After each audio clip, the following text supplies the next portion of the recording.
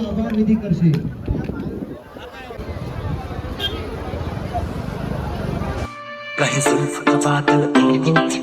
જય માતા મિત્રો, હું તમારા દોસ્ત ગજેન્દ્ર સોલંકી સ્વાગત કરું છું એક નવા બ્લોગમાં. તો મિત્રો આજે દશેરા છે, તો તમામ મારા સબસ્ક્રાઈબર મિત્રોને હેપી દશેરા.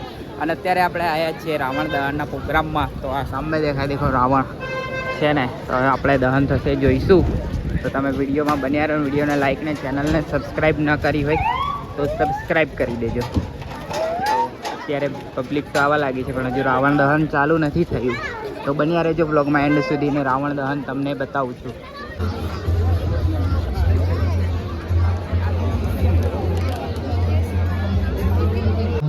તો મેદાનમાં ફૂલ પબ્લિક આવી ગઈ છે, આખું મેદાન ભરાઈ ગયું છે દેખો પબ્લિકથી. તો બસ હવે થોડી જ વારમાં રાવણ દહનનો કાર્યક્રમ સ્ટાર્ટ થશે. અત્યારે કંઈક ચાલુ છે ઇન્ટ્રેક્શન, તો એ પૂરી થાય એટલે પછી આપણે રાવણ દહનનો પ્રોગ્રામ સ્ટાર્ટ થશે. હજુ 7 નહીં વાગ્યા, લગભગ 7 વાગ્યા જ કરશે. તો તમે બન્યા રહો બ્લોગમાં, વિડીયોને લાઈક ને ચેનલને સબસ્ક્રાઈબ હજુ સુધી ના કરી તો તાત્કાલિક સબસ્ક્રાઈબ કરો. બાકી પબ્લિક જોઈ શકો છો, આખું મેદાન ભરાઈ ગયું છે.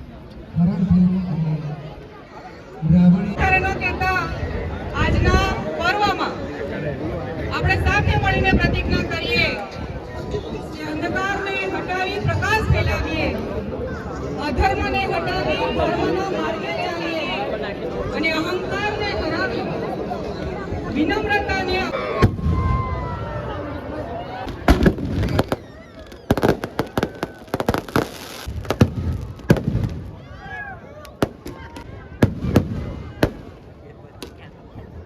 ખૂબ મજા આવશે. નજીક જવાથી આપણને નુકસાન થઈ શકે, જેથી આપણે દૂર રહીશું. ફરીથી મારી નમ્ર વિનંતી છે.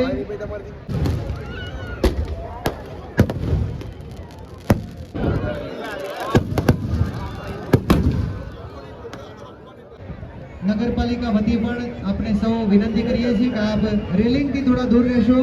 ऑटोमेटिक क्लियर का हो गया दोड़ा थे पवन का मार दिया था अरे बे कौन ये पेलो कोई चालू अरे आ गया ना बराबर पट्टी है और मेरे ऊपर अब आई बैठा दोड़ा ही नहीं आ रहा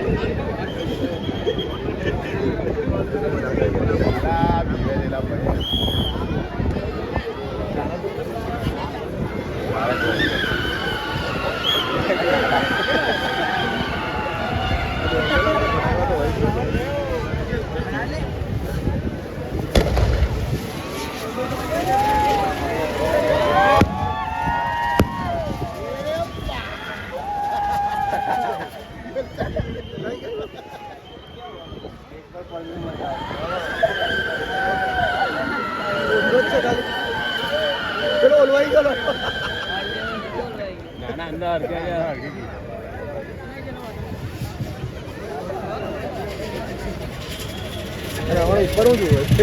સૌને વિનંતી છે આપણે થોડા દૂર રહીએ, જેમ બને તેમ આપણે દૂર રહીએ, કારણ કે પવનની દિશા આપણી તરફ છે અને આ બંને પૂતળામાં એક્સપ્લોઝિવ એટલે કે ફટાકડા છે, જેથી એના તણખા આપણી પર પડી શકે. આપણે દૂર રહીશું.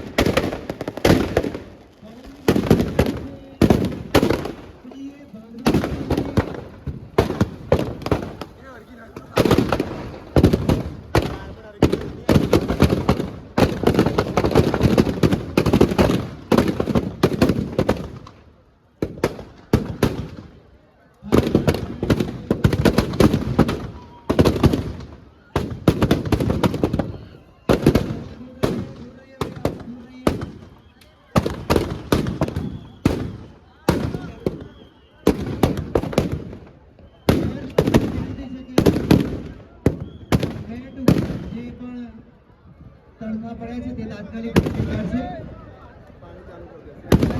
વિનંતી છે કે મેટ ઉપર જે પણ તણખા પડ્યા છે તાત્કાલિક ગોઠવી નાખશે. અને આ કાર્યક્રમની આભાર વિધિ માટે ચીફ ઓફિસર સાહેબને વિનંતી છે કે તેઓ આભાર વિધિ કરશે.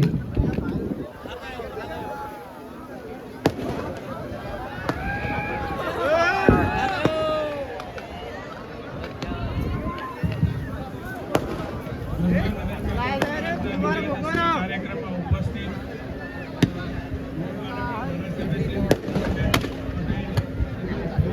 શ્રી હરીશ પ્રકાશભાઈ દિનાજભાઈ, નગરપાલિકા પ્રમુખ તેમજ નગરપાલિકા ઉપપ્રમુખ શ્રી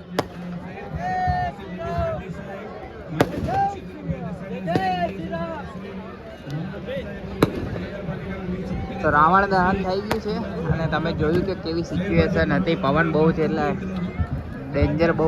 પવન આપણી સાઈડ જ હતો એટલે બધા દૂર દૂર ભાગી ગયા. પહેલાં કીધું કે દૂર કોઈ રહ્યું નહીં અને પછી પવન આવ્યો સળગાવ્યું એટલે પછી ભાગ્યા બધાને. હજુ ફૂટ જ છે 555.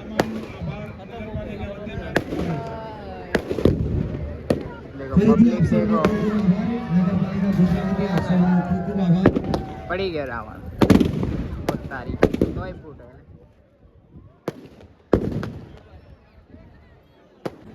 સૌ નગરજનોને વિનંતી છે કે ધીરે ધીરે આપ આપણા ઘર તરફ પ્રસ્થાન કરશો. ફરીવાર મોકલી દેશે આપણને તો આપણે ધીરે ધીરે ઘર તરફ પ્રસ્થાન કરીએ અને પબ્લિક દેખી લો બહુ આખું ગોધરા આખો રોડ પબ્લિક થી ભરાઈ ગયો છે ને ગુબ્બારા જો રંગબેરંગી ગુબ્બારા જેવા પબ્લિક જો મેળા જેટલી પબ્લિક છે. બધા જ આવ્યા છે આખા ગોધરાવાસીઓ છે. તમને એક કહેવાની વાત રહી ગયું કે તમે દશેરાના ફાફડા જલેબી ખાધા કે નહીં કોમેન્ટ કરીને જણાવો મને. તમને જ્યારે થોડું સારું લાગે. બાકી આપણે બ્લોગ બનાવતા નીકળી જાય આપણી ગાડીએ જૂના બસ સ્ટેન્ડમાં મૂકી છે. ત્યાં આ રસ્તો બંધ થઈ ગયો. જો જૂના બસ સ્ટેન્ડનો સીધો શોર્ટકટ જવાતો ને પેલો કોટ કૂદીને જાય છે પણ આપણે તો અહીંયાથી જશે.